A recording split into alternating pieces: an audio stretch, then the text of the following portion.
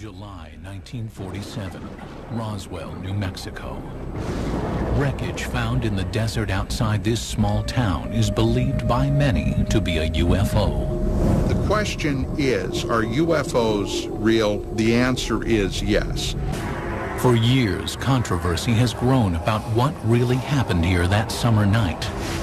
Now, a decorated ex-U.S. Army intelligence officer has made a remarkable claim.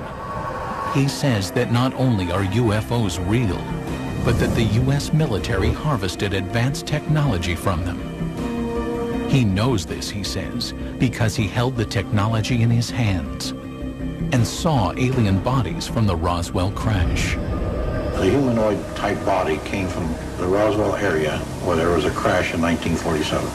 Why should we believe him? Because of the man that he was, the years of service that he dedicated to the United States of America, and the fact that he was considered one of the top military men in his field. Who is this person? What did he do in the past? What were the things that he has said in the past that have come to fruition? According to Lieutenant Colonel Philip Corso, he was responsible for bringing alien technology to military labs and civilian scientists. And they used it to make lasers, fiber optics, integrated circuits, night vision image goggles, and bulletproof vests. We are looking at crashed flying saucers, or ones that are shot down, and we're trying to figure out how they work. Others are skeptical that alien technology jump-started the military-industrial complex. That's a peculiar kind of lack of self-confidence in human ingenuity. I found that Philip Corso wasn't telling the whole truth about a number of things. Is Philip Corso's story the fantasy of one ambitious intelligence officer? Or does he confirm that a UFO did crash at Roswell in 1947, and that it launched a secret military program to push alien technology into mainstream development?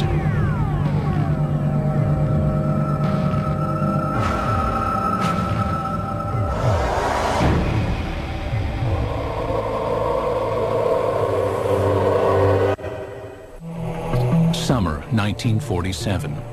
Major Philip J. Corso is on patrol at the Army base at Fort Riley, Kansas, when he encounters something that will challenge everything he knows about heaven and earth.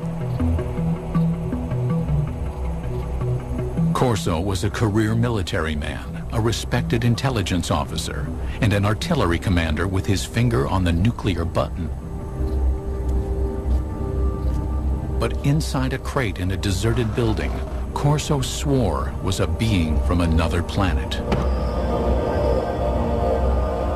Corso would publish an account of this and other revelations in a book called The Day After Roswell, a New York Times bestseller when it came out in 1997. In one of his book signings, 5 colonels came to him and verified that my father was right on with everything that was written in the book. Corso died in 1998.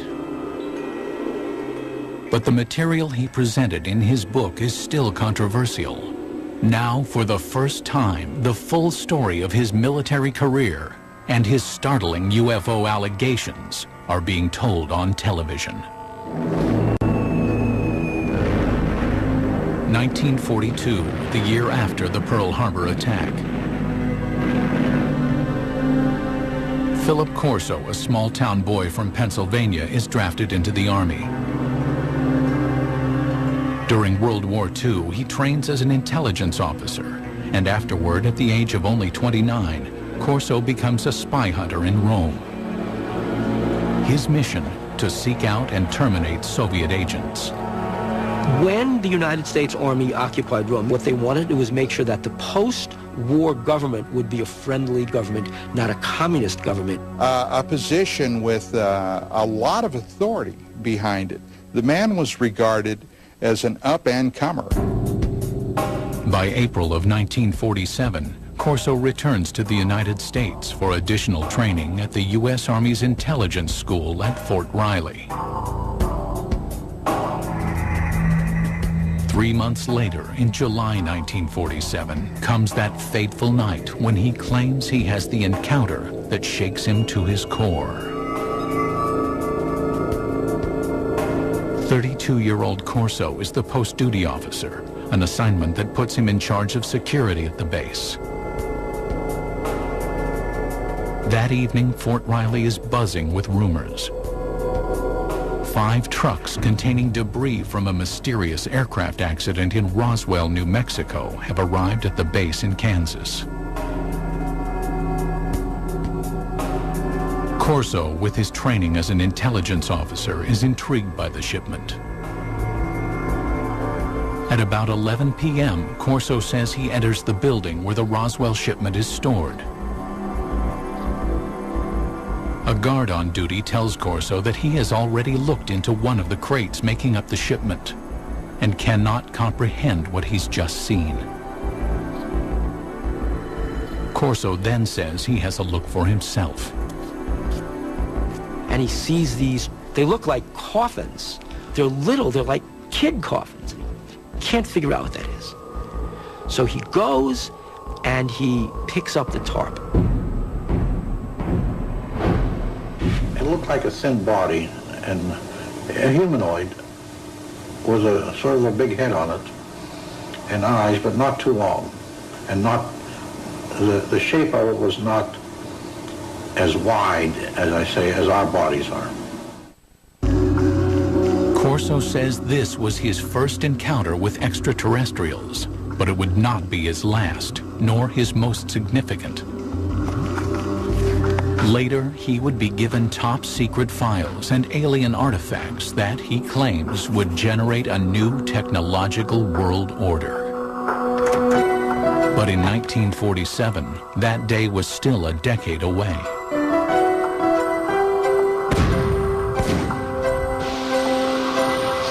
The outbreak of the Korean War in 1950 puts a hold on Philip Corso's ruminations on extraterrestrial beings. Corso joins General Douglas MacArthur's staff as an artillery targeting specialist for UN forces. After the 1953 armistice, he remains in Asia, serving as an intelligence officer, repatriating American and Allied prisoners of war.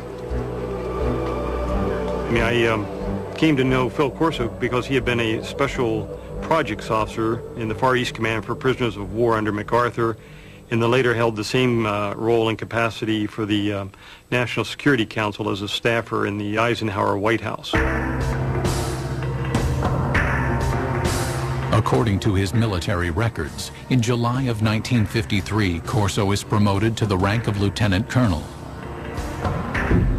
He says he is a trusted advisor to President Dwight D. Eisenhower, informing him of what Corso asserts is rampant KGB infiltration within the CIA.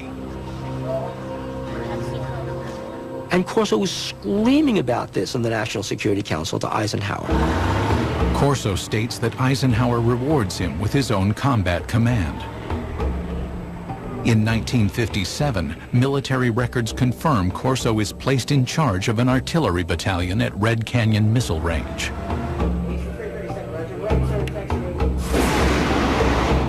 By October of that year, Corso commands the battalion in West Germany, where he develops new targeting strategies for nuclear strikes.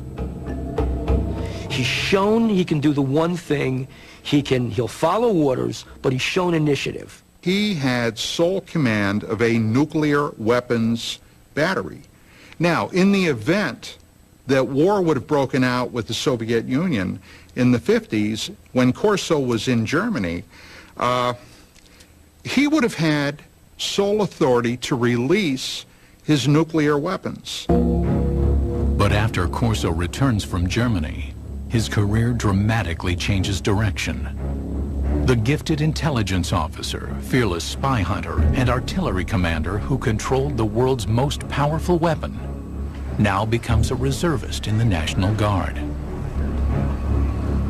In October of 1960, Corso is virtually in retirement, a part-time unit advisor to a National Guard base in Maryland. You could say it meant that some people were displeased with him, but it's just as easy to say he didn't have what it takes.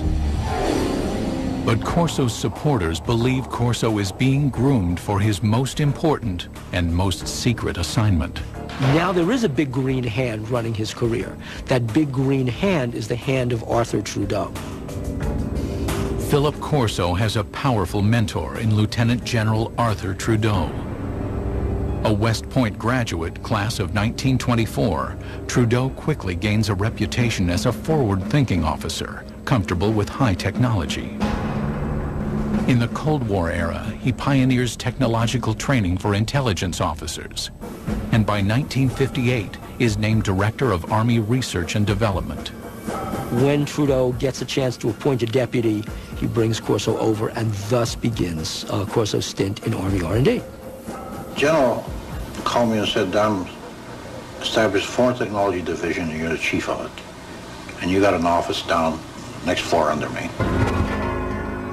Through this point in his career, Corso's Army job history is easily verified by examining military records. Look, he did work in the Pentagon. His office was there. I have the roster. And he worked for General Trudeau, and he certainly knew him well. There's no question about that. But after his Pentagon appointment, the paper trail of his career is harder to follow, and his assertions more difficult to confirm. Corso wrote that his Pentagon job entailed analyzing foreign military hardware, such as helicopter armament developed by the French, or the British military's vertical takeoff and landing fighter. Then the technology would be reverse engineered.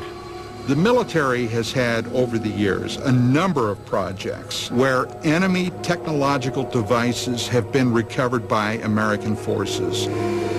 So one of Corso's jobs was to get this foreign technology, this French technology, and reverse engineer it. And then if they had something good, fed into our own technological timeline.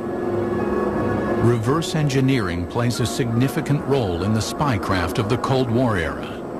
The Soviets used captured American Sabre jets to reverse engineer U.S. technology, and the U.S. captured Soviet MiGs to reverse engineer Soviet technology.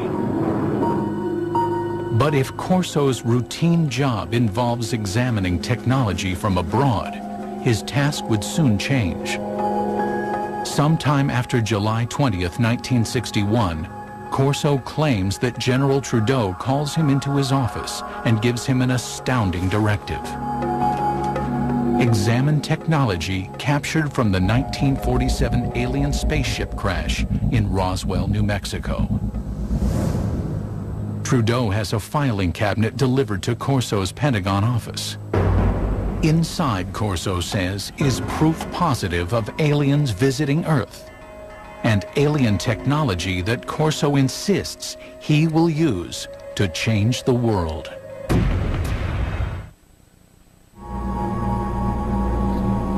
In 1947, Philip Corso claimed to have seen alien bodies from the infamous UFO crash near Roswell, New Mexico.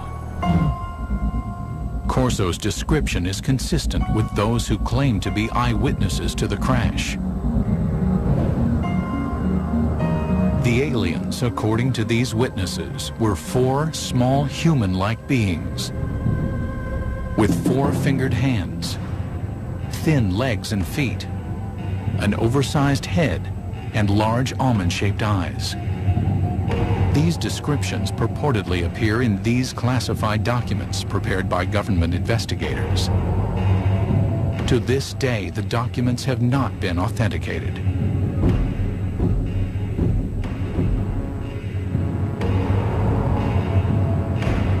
Corso insists that he told no one about what he saw at Fort Riley. But in the summer of 1961, the 46-year-old lieutenant colonel is assigned to a Pentagon project that will force him to recall his eerie experiences. He was assigned to the Army's research development at the Pentagon. Once again, a position with a lot of authority. His goal? To advance U.S. military superiority by a factor of decades. We had enough sense to push it.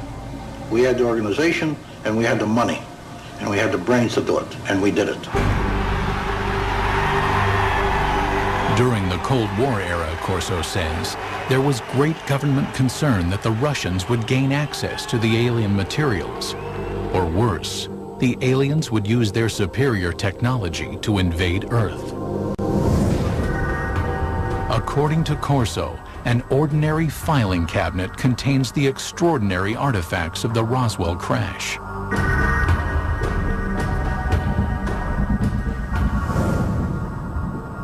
A piece of super strong metallic cloth. Corso contends it may have protected the alien pilots in their spacecraft. A tube that appears to shoot a searing red light. Corso thinks it might be a surgical instrument or a weapon.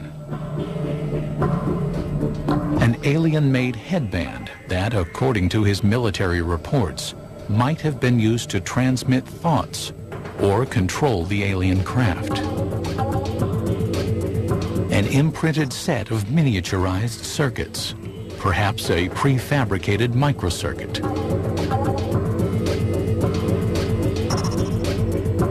A flexible wire that might have transmitted light through its interior. And a lens that could allow anyone to see in the dark, supposedly taken from the eye of an alien being.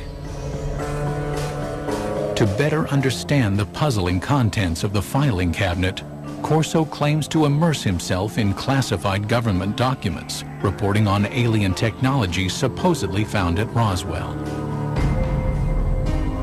According to the reports that Corso claims to have read, some of the world's foremost scientists, men like Wernher von Braun and J. Robert Oppenheimer, have access to the Roswell crash site. Corso says that Lieutenant General Trudeau greenlights him to assemble his own A-list team. You will put on that team anybody that you want. Engineers, scientists, and even I told the Germans. Told them I'll take a couple of Germans too, in addition to the U.S. scientists. Corso claims that based upon his close readings of the Roswell reports, he developed his own theories about how the alien craft may have functioned. What Corso said was that the spacecraft had a way to jump. It didn't fly from wherever it came from to here. It jumped. And he said that's all they knew, that there was a wave around the spacecraft that allowed it somehow not to be a spacecraft, but a time machine. And the reason is that to travel the kinds of vast distances it had to travel, it had to leave what we understand in physics as a space-time continuum, drop out of that, and suddenly reappear in a new spot. In Corso's personal notes are sketches detailing his concepts. Corso speculates that the alien craft is navigated by a mind control interface fitting the alien cranium.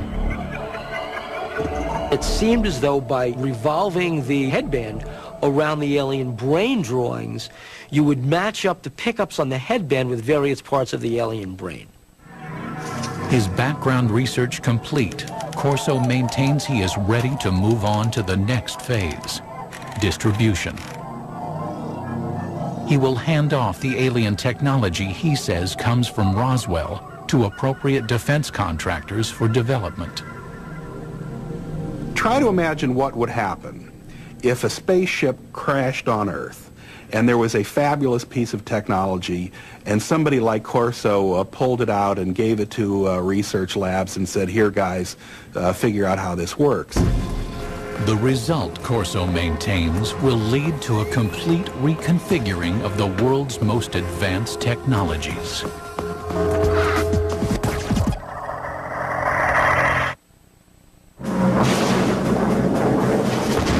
In the early 1960s, America's military might is directed toward fighting the Cold War. Lieutenant Colonel Philip Corso wants to bring alien technology from Roswell into the fray. By the end of the summer of 1961, he maintains that he begins to contact military weapons labs about his alien artifacts. Now, the Army laboratories also had civilian scientists there, And they developed this relationship of handling classified material. Phil Corso felt very comfortable working through the Army laboratories to the civilian scientists because the clearances were all taken care of by the laboratory. America is dotted with top-secret high-tech labs where civilian scientists work on sensitive military projects. Los Alamos, home of the Manhattan Project, is perhaps the most famous. But in 1961, Fort Belvoir in Virginia is quietly working on a decade-long project to develop night vision engineering. Corso claims he makes this lab the first he approaches with alien technology. In order to get these things reverse engineered properly, you couldn't just take this to a Radio Shack. I mean, it had to go to a place where somebody would understand the technology.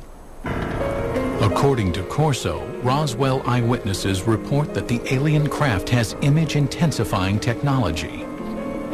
If one went inside the ship and looked out, the world outside would look as bright as day, even at night. There is also, according to Corso, a lens taken out of an alien's eye that has light-enhancing properties. No one knows how the two are related, says Corso, but he knows their potential value. Corso maintains that by the late summer of 1961, he helps researchers at Fort Belvoir by showing them the alien light-enhancing lens and possibly other light-enhancing technology from the Roswell craft. This was a kind of technology that, although we think we have a very clear line of development going back to the Second World War, we take a look at how this technology has literally geometrically exploded over the years. Now, can this be attributed to this technology that was picked up at Roswell, according to Corso? Well, according to him, it can be. Corso says he wasn't able to further develop the alien mind control interface. His theory was that it would only function with an alien brain. But this momentary setback, he claims, didn't forestall development of another Roswell artifact, an imprinted circuit of mysterious design. We also had a little charred chip. Small thing, maybe 3/8 of an inch square, 2 threads coming out, and a little window in the center with thin wires. These came from Roswell. We didn't know exactly the function of the integrated circuits, but we suspected that these were circuits, electrical circuits. Corso asserts that he brings the object to Bell Labs, which had developed the transistor 14 years earlier. He says scientists there were able to analyze and later recreate the alien microchip. What would happen if something like that were to occur? Well, what would happen is, in a very short time, the world would be transformed radically. There's no doubt that after the development of the integrated circuit in the early 1960s, the world is transformed. Electronic devices from the cell phone to the laptop computer become reality. Corso claims the Roswell microchip was supposedly damaged from the crash, but that in his possession is another alien object, this one apparently fully functioning. He knows from reports that when people were shining this thing around, it caused burning on the surfaces that it was aimed at. Corso says he reads classified military reports speculating that the artifact from Roswell, apparently capable of burning holes in walls, is some kind of cutting tool, perhaps used for surgery. At Hughes Aircraft, from the late 1950s into the early 1960s, researchers have been working on what would become the first laser tracking and targeting devices for military aircraft. But engineers have run into a snag in their efforts to create a practical device. That is, Corso asserts, until he shows them the alien cutting tool. It did accelerate after 1960-61 because people figured out new ways to make lasers. And as the science advanced, the engineering advanced. Corso's filing cabinet reportedly contains another treasure from the Roswell trove. It was glass tubes. And they emitted different color lights. And those were sent to Bell Laboratories. From that was one of the greatest advancements I think we have today, came out in fiber optics. Many UFO researchers theorized that the spacecraft had no wiring because it was fitted instead with fiber optic cable. Transmitting information with light happens to be an old technology. It dates back to one of the pioneers of the telephone, Alexander Graham Bell, who experimented with a device he called the photophone in 1880. Most people have never heard of it, but back in his day, serious scientists thought that the photophone was a more impressive invention than the telephone. The photophone was a way that you could transmit a voice signal over a beam of light. Corso's research tells him that data transmission via light had failed because scientists could not direct a beam of light around corners. But Corso contends that the Roswell artifacts might hold the answer. They were looking at this glass fibers and say, wow, the light actually turns a corner. How can light go in curves? And then they concluded the reason for that was because it had a cladding wrap on it. The cladding was the key discovery you had to make in order to make fiber optics work. Although it would not be until the 1970s that fiber optics were in general use, UFO researchers believed that the cladding wrap on the alien artifact, an outer covering on the fiber that guided the light, made it possible for earthly fiber optics to advance. Corso also says he examined some curious super strong fibers that his military reports claim come from the aliens' flight suits. The first thing of the fabric that amazed me was a thread that I couldn't cut with a razor blade. Just a thread. In his book, Corso offers a theory about the fibers composing the alien flight suits. The alien bodies, probably the more vulnerable aspects, were protected from what had to be incredible energies by the super tenacity of the fabric, which somehow formed a shield. And Corso said they didn't put these on, they were woven around them. In other words, they spun them like a cocoon. According to Corso, he wonders if these super strong fibers could be developed into super strong bulletproof shields for law enforcement and military use. Corso said that the Army tried to bring it to the University of Colorado to try and fabricate this technology. The mid-1960s saw great advances in super strong fabrics that used polymer technology, the type of molecules that Corso claimed were present in his alien fabric. In 1965, Kevlar was invented, a fabric that would be used in bulletproof vests. More proof, according to Corso, of the impact of alien technology. There's no denying that the period Corso works in the Pentagon coincides with a period of rapid technological growth in the United States. Corso's supporters say alien technology played a role, but others see things very differently.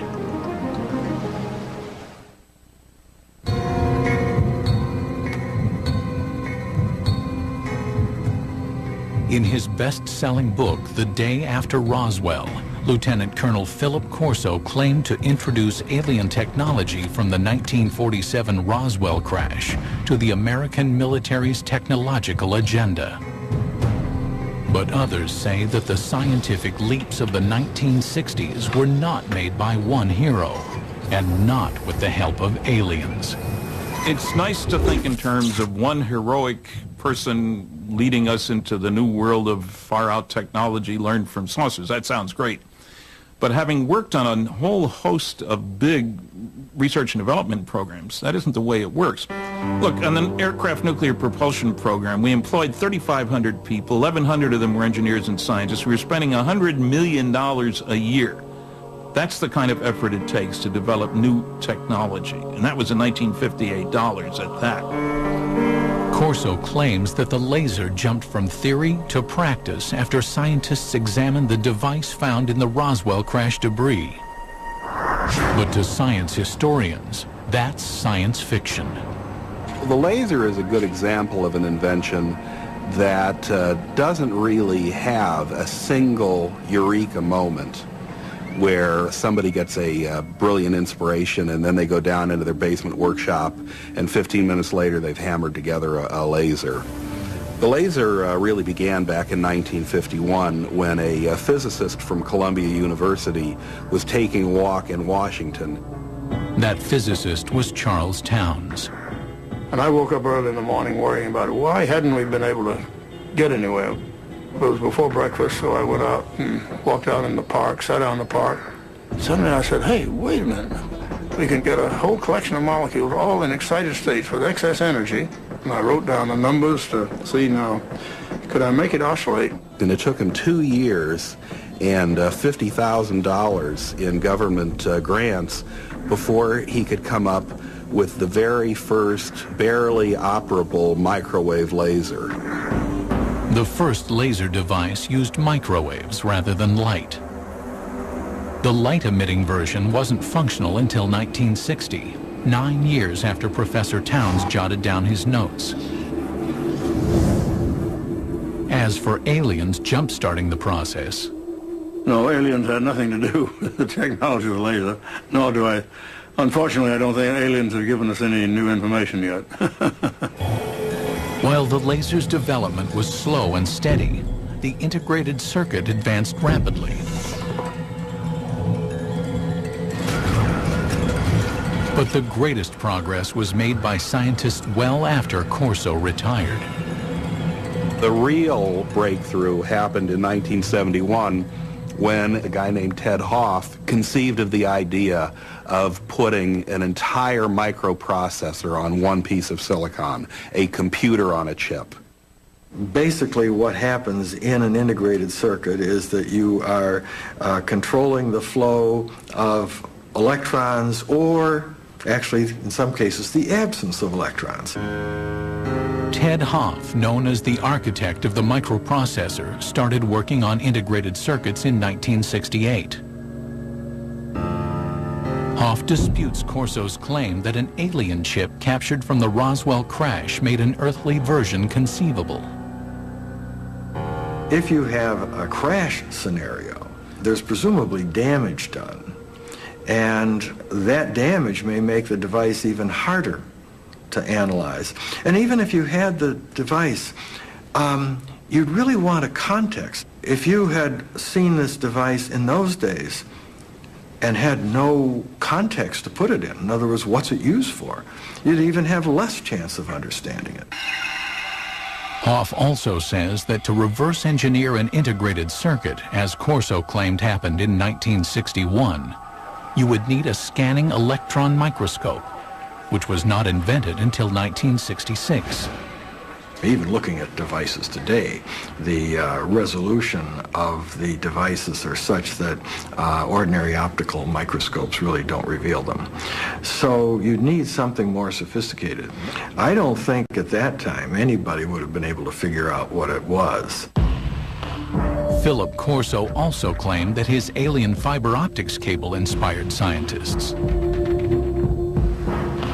But science historians don't support his assertion because fiber optics required a convergence of technologies occurring over decades of development. The idea really became interesting in 1965 when lasers were available and people suddenly realized there was a commercial use for fiber optics. So shortly after that, the project was tackled by a trio of inventors at Corning, and they came up with a successful fiber optic in 1970. The highly directional light of a laser improved signal strength. The team of researchers at Corning Glass created a form of fused silica. This super pure glass material was capable of carrying 65,000 times more information than copper wire. This made fiber optics commercially practical, 10 years after Corso claimed to have accelerated the technology. That's the real achievement that Don Keck and Peter Schultz and Bob Maurer came up with when they were at Corning. It was coming up with this completely unexpected way to make glass. Corso also stated that he inspired a quantum leap in image enhancement technology. But science historians say the technology of turning night into day was also decades in the making. Progress increased so incrementally. It goes all the way back to the 1940s when image intensifying radar scopes were issued to Allied troops in the Pacific Theater. The first night vision gear employed thermal imaging. Developed by the Germans during World War II, it brought heat energy into the visible spectrum using an infrared light and a receiver.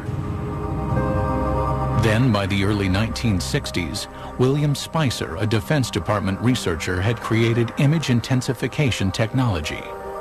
Fort Belvoir scientists built upon his work. Image intensification requires no additional light. Functioning like a radio receiver for light waves, it amplifies existing light. Today's image intensifiers are small enough to be worn as goggles and are capable of amplifying light by a factor of 35,000. Scientists suggest that if Corso really had an alien image enhancer, showing it to researchers in the 1960s did little to advance the technology's measured progress. The engineering that was required just progressed at a very slow rate. Making night vision work was largely the result of really brilliant engineering. Finally, according to technology experts, Corso's super tenacity fibers came not from alien spacesuits, but from years of research by a scientist named Stephanie Kwolek, who worked at the DuPont Company. She learned how to organize super strong chains of atoms in 1965, and by 1971, Kevlar was on the market. The theory that something like Kevlar came off a flying saucer strikes me as being insulting to someone like Stephanie Kwolek, who poured enormous amounts of effort, years of her life, tremendous dedication and brain power went into cracking the secrets of nature. Furthermore, some skeptics insist Lieutenant Colonel Corso simply didn't have the technical background to run a reverse engineering program. I read something he'd written years ago and found that it was not high-tech. I worked for General Electric, Westinghouse, General Motors, TRW Systems, McDonnell Douglas, with lots of technical people. I'm a physicist myself. And I saw nothing in what Corso had written that gave any indication of his having the knowledge, the skills, the talent, the background to handle stuff like this and get it into industry. Corso had an answer to this objection, claiming that his team of A-list scientists helped him interpret the Roswell cache. I didn't have the training or the background for something. You know, they got highly technical. But fortunately, the German scientists were there. I knew von Braun, and I knew Hermann Obert. Obert was a man who said we've been helped. But we had to keep it quiet to protect our budget, to protect our organization. For doubters, there is also the issue of Corso's rank. A lieutenant colonel, some argue, wouldn't be running things as Corso claimed he was. I think an indication of his value to the military would have been given by the fact that he was not a full colonel, despite all his years in service. But others stand by Corso's assertions, particularly those who say they're familiar with the way the U.S. military functions. back in those days, you know, a lieutenant colonel had a lot more authority and position than a lieutenant colonel today has. And even today, you've got lieutenant colonels doing quite a bit of the important tactical and even strategic planning and operation. The History Channel contacted the military contractors Corso claims to have worked with, and all say there was no alien involvement in the technologies Corso says he jump-started. No memos, directives, or paperwork of any kind exist to directly support Corso's assertions about reverse engineering alien technology. But Corso's supporters say there is no paper trail for a very good reason.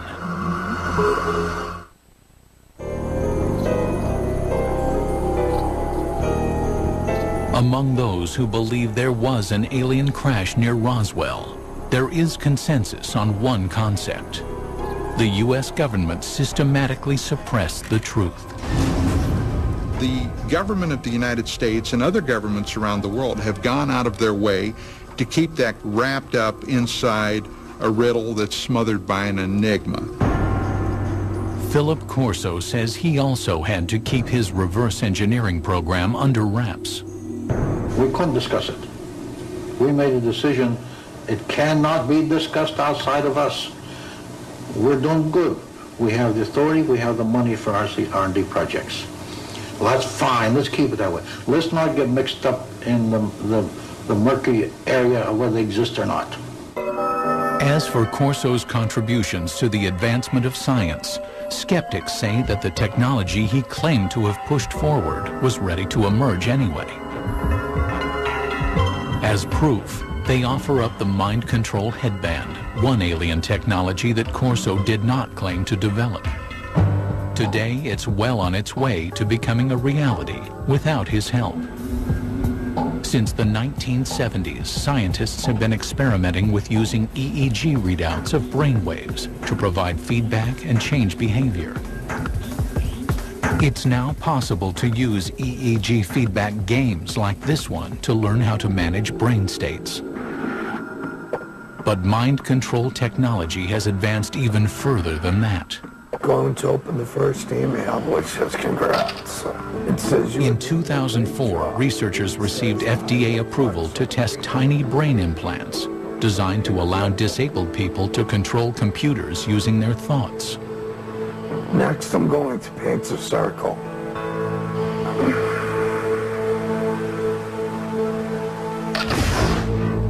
UFO researchers say the government's supposed cover-up may forever obscure the facts of Roswell, and therefore also obscure the truth about whether alien technology played a supporting role in the development of fiber optics, super-strong fabrics, lasers, integrated circuits, or battle-ready image enhancement. Some people think that, for example, aliens intervened in 3500 BC in Egypt to help the Egyptians build pyramids. You know, well, doggone it, the Egyptians of 3500 BC were fully capable of putting big blocks on top of other big blocks, right? If the Egyptians had suddenly developed cell phones or something like that, then I would say, okay, there's intervention there. But that's not what they did. But while Lieutenant Colonel Philip Corso might be questioned, his ideas deemed controversial, and his predictions dismissed as the stuff of science fiction, his impact on UFO legend and lore can never be minimized. The military, the Pentagon, the government of the United States does not give that type of authority to a loose cannon. This man was highly regarded, highly respected. At my age, what do I have to lose? I have to let my grandchildren and my children know this, because how long will I be around yet? And when I go, it goes with me. There must have been many days that Philip Corso said to himself, why me? Why do I have this information? And again, I think that's one of the things that probably plagued him for so many years. It's pretty difficult to keep a secret like that within yourself. Even today, Only 10% of the story is told, my father says. The rest is classified.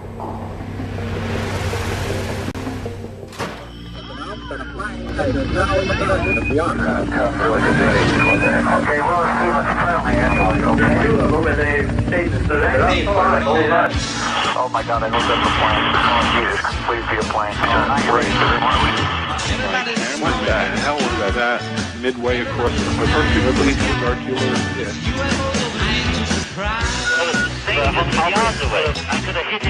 In our history, the first time we're studying something that's studying us. Another plane, something fired a beam of light during a circle, you can imagine, circling our warhead. Fired another warhead.